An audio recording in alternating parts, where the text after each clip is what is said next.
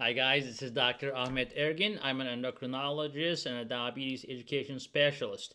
If you guys don't know what an endocrinologist is, we specialize in diabetes, endocrinology, and metabolism, which is hormones, lipids, everything included. Now today we are going to talk about how to lower your cholesterol naturally. If you have not watched the video where I talked about understanding cholesterol, please do so. The link is in the description below because I want you to understand what the cholesterol is before you try to lower it. Right, so you need to know what you're dealing with, why cholesterol causes heart attacks. All these are explained in the previous video. Link below as I explained. Now, we are going to talk about how to lower cholesterol naturally, and of course, probably most of you are on a cholesterol medication right now. That's kind of an easy way to go.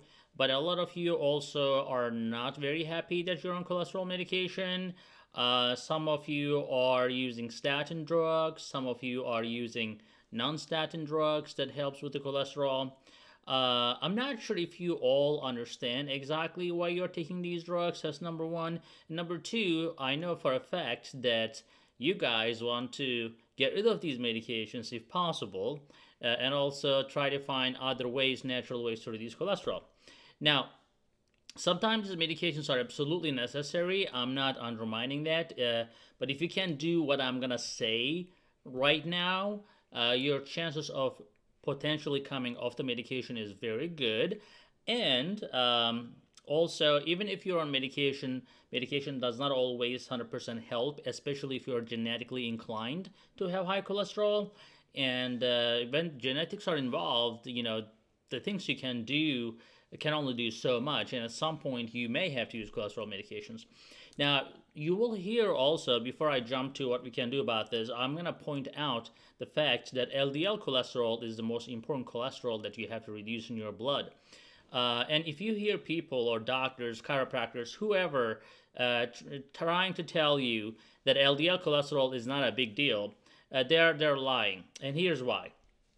And I don't know why they do that. I have no understanding. But from what I read and what I know by experience, things are a little different.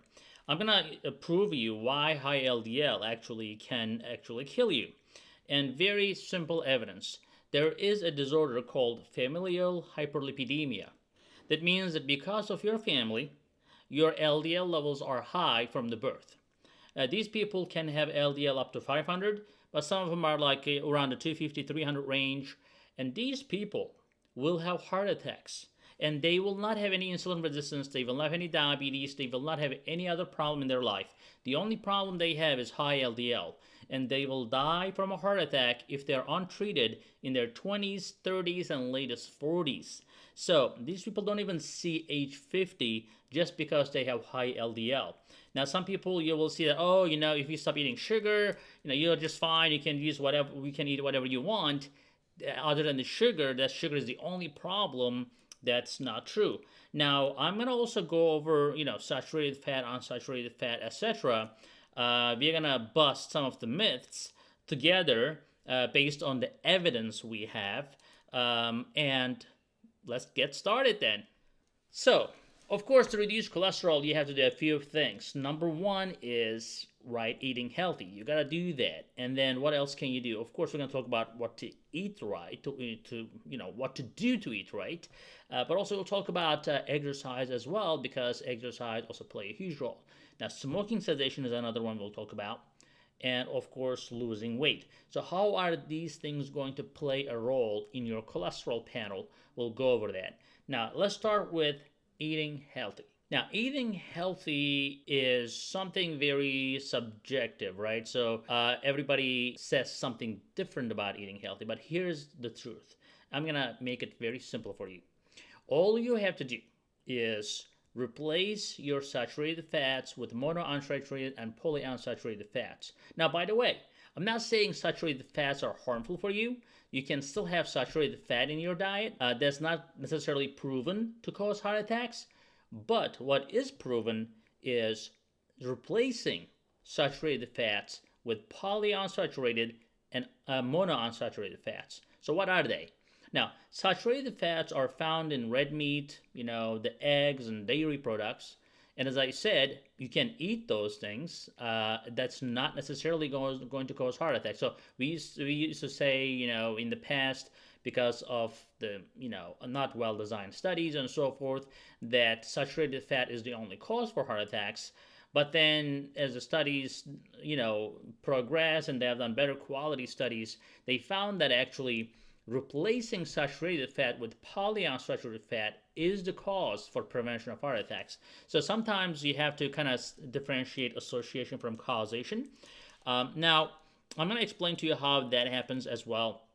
I'm going to tell you what is polyunsaturated fat. So saturated means that if they're hydrogenated, then we call them hydrogenated. So the saturated fats, they don't have any other hydrogen bonds that can be saturated, so they're called totally saturated. And there are monounsaturated and polyunsaturated. So polyunsaturated is better than the monounsaturated, helps with the LDL cholesterol. Now, how does that happen? Your liver preferentially converts these polyunsaturated fats into ketone bodies, and also your liver will produce more LDL receptors so that the LDL can be picked up from the blood because of these polyunsaturated fats. Same thing with monounsaturated fats, although it's to a lesser extent. Now, what are the foods that have polyunsaturated fats? Walnuts, flaxseed or flax oil, fish, mostly salmon, trout, mackerel, sardines, also olive oil, corn oil. So all these things, what do they remind you? They remind you the Mediterranean diet, right? So remember, we talked all about Mediterranean diet. So if you want to watch that video, you can also click the link below as well. But that is the essence of polyunsaturated fats. Now, what are the monounsaturated fats? Monounsaturated fats are found in olive oil, canola oil, peanut oil, sesame oil, as well as safflower oil. So what else do the monounsaturated and polyunsaturated fats have? They have plant sterols in them. Now, the plant sterols and plant stenols basically are the things that compete with cholesterol in your intestinal system and prevents the cholesterol absorption as well.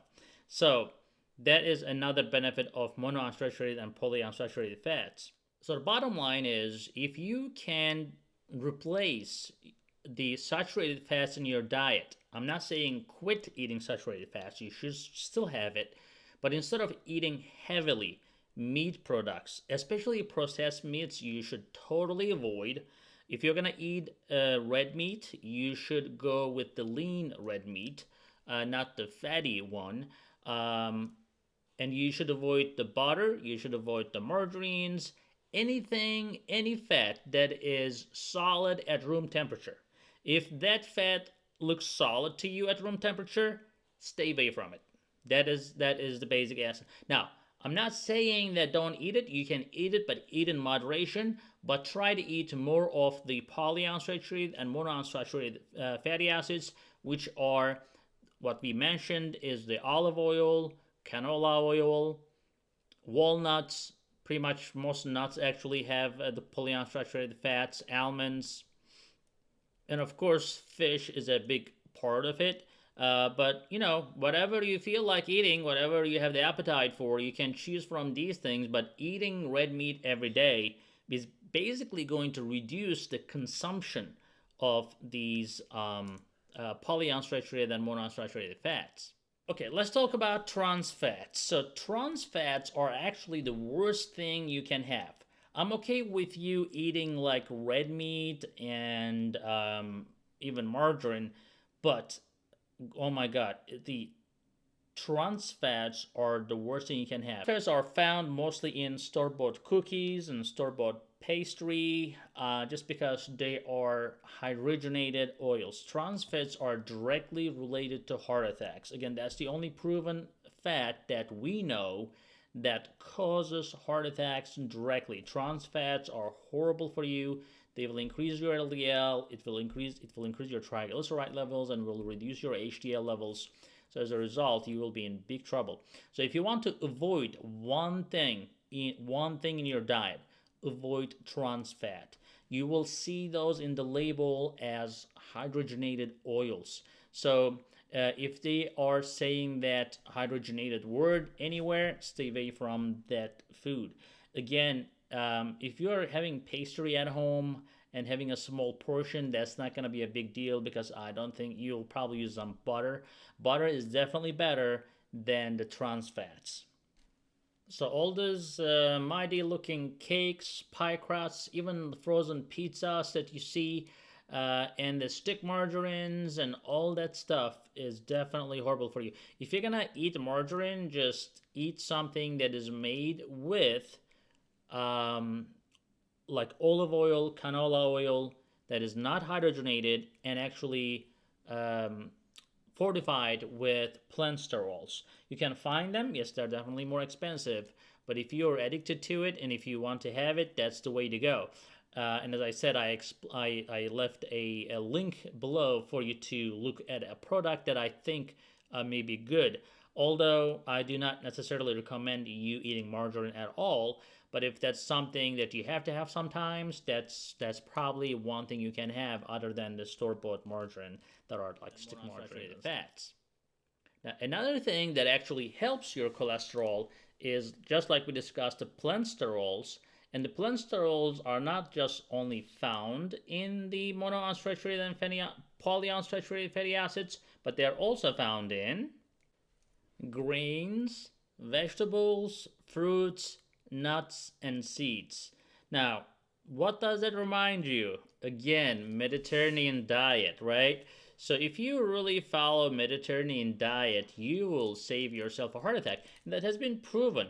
It's not like this is something I'm just saying first time, but it's been proven in studies. Now, it's interesting also, not if you don't even have to do a study. If you go to countries that strictly follow Mediterranean diet, you will see that they rarely ever get heart attacks. They don't die from a heart attack. So as a diabetic, if you have diabetes, if you're genetically inclined to have high cholesterol, then you should definitely follow Mediterranean diet today. There are some also margarines. If you're big into margarine and butter and stuff like that, and you cannot give up on that, at least try to use the ones that are fortified with plant sterols. Now, you have to be careful because you have to pay attention to how much saturated fat they contain on their label. But I found one on Amazon when I was looking for a good one, and I've included the link below if you want to look at it.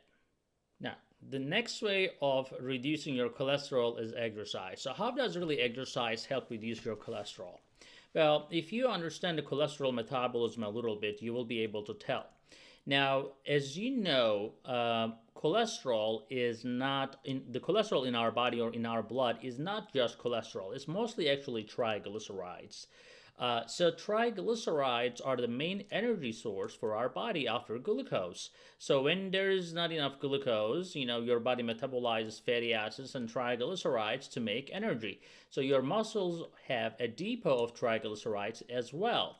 Now, when there's too much triglycerides, if you have heard my other lectures or my other videos, excessive triglycerides is an indicator of insulin resistance. So if you're insulin resistant, your body tends to produce more LDL cholesterol, and that is directly related to the enzymes in your liver.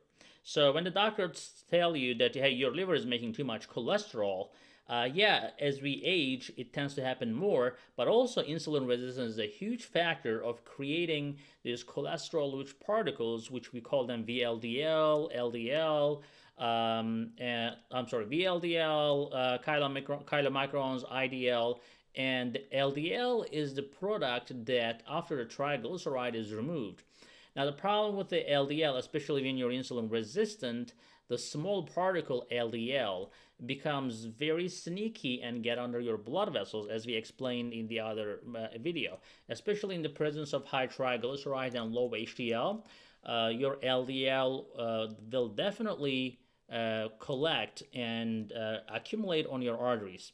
Now, when you exercise, you are basically depleting the triglycerides, and when you deplete triglycerides, basically you are reducing the total cholesterol load in your system. Also, you are reducing the insulin resistance. So when you are less insulin resistant, your liver will make less cholesterol, but also remember your liver is the main cleaner of all the lipids. So if your liver is opening its arms to try to eliminate the cholesterol from your blood, and it does that by converting your cholesterol to bile acids, and sometimes actually dumps the whole cholesterol into your bile as well. But that's the main way of your liver handling cholesterol. In the presence of insulin resistance, as I said, that is very inefficient. But when you break the insulin resistance with exercise, then your liver will produce less LDL, and it also will clean the LDL from your system. Now, smoking cessation is another one. Again, smoking, number one, makes you insulin resistant, just like alcohol does. But also, smoking, remember, destroys the endothelium, which is the lining of your arteries. When your arteries are destroyed, then the LDL starts leaking in, and then it creates a whole immunological reaction. So if you are smoking, LDL is going to get the destruction done a lot faster and easier. So as a result, I believe the smoking, and not I believe, everybody believes, and science says that you have to quit smoking if you want to avoid a heart attack due to high cholesterol. And lastly, losing weight. Of course, losing weight, if you remember from our insulin resistance videos, basically it will reduce your insulin resistance. Just like we discussed about the exercise, losing weight will definitely improve your insulin resistance, and your body will produce less LDL. Now, what's interesting, that most of our cholesterol is actually made by our liver. So the cholesterol you eat in your diet is actually maybe 50% absorbed, but your body will make cholesterol even from glucose. And actually, ironically, people who try to reduce their fat intake, when they increase their carbohydrate intake as a replacement, they will actually end up making more cholesterol, because your body is smart. When you're taking glucose in, the carbohydrates in, and you're not burning them by not exercising, if you're just sitting on your soft part, and then it's gonna turn into fatty acids. Those fatty acids will come together, and it's called triglycerides. And triglycerides get on the bus, we call that VLDL, and then they get off the bus, then we call this LDL. So this is how it circulates in the body. So as a result, I agree with people who says eating carbohydrates will definitely make things worse. 100%. If you eat too much carbohydrates and you're not burning them, they're going to turn into fat, and that fat will circulate in your blood. Guys, remember to subscribe, and remember to give a thumbs up and share this video with the family and friends.